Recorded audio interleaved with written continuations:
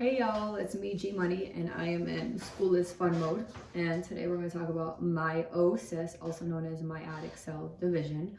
There are two ways that cells reproduce or make more cells, which is important for life. One is meiosis and the other is mitosis. So I'll mention mitosis and we'll talk about that more at a later date, but today we're going to focus on meiosis. When you spell meiosis, it's spelled with an E-I-O, M-E-I-O-S-I-S. So I always remember Old MacDonald had a farm, E-I-E-I-O, and that's how I remember how to spell it, as crazy as that is. But it's sometimes hard on the test when you see the word meiotic cell division or meiosis versus mitosis, what's what, and you panic and just E-I-O. We're talking about meiosis, right? And meiosis is just about making sex cells, also known as gametes, which would either be your sperm or your egg cell.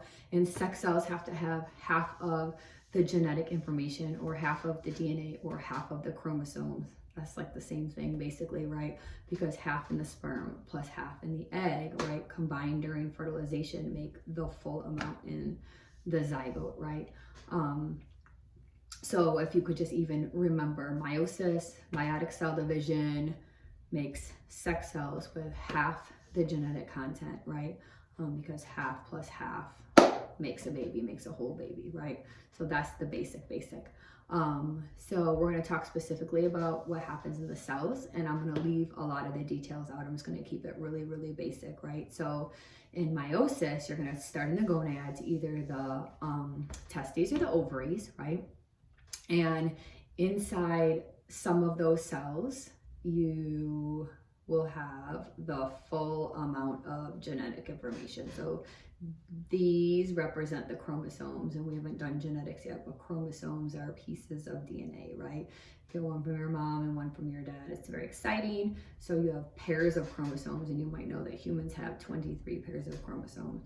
So 46 chromosomes total, right? So we're in the gonads, we're either in the testes or the ovaries, and we're in a cell, and we're in the nucleus of the cell where the DNA or the chromosomes or the genes are stored, right?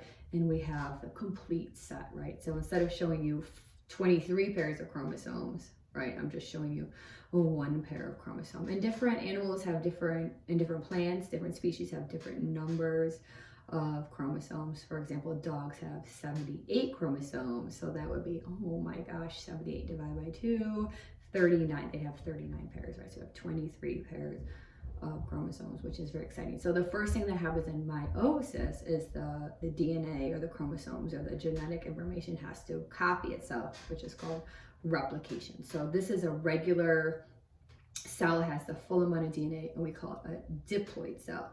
And we have replication. So when we replicate these two pieces of DNA or chromosomes, we're going to go up because we're getting more, and we're going to add in, right? Each one gets like a copy. That's replication. That's very exciting.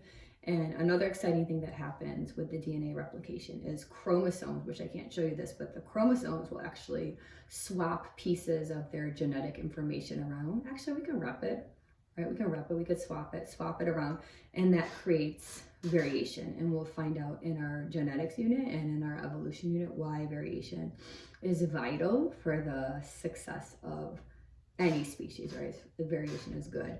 And then the second part of meiosis is that the cell, right, because we're just in one cell right now, the cell, which is, I call it double diploid, right, has double the amount of genetic information that it's supposed to, the cell is going to split or divide, right? So this is the first division. And so we're going to go back down because we're going to lose some of our genetic information. So ready, the cell splits.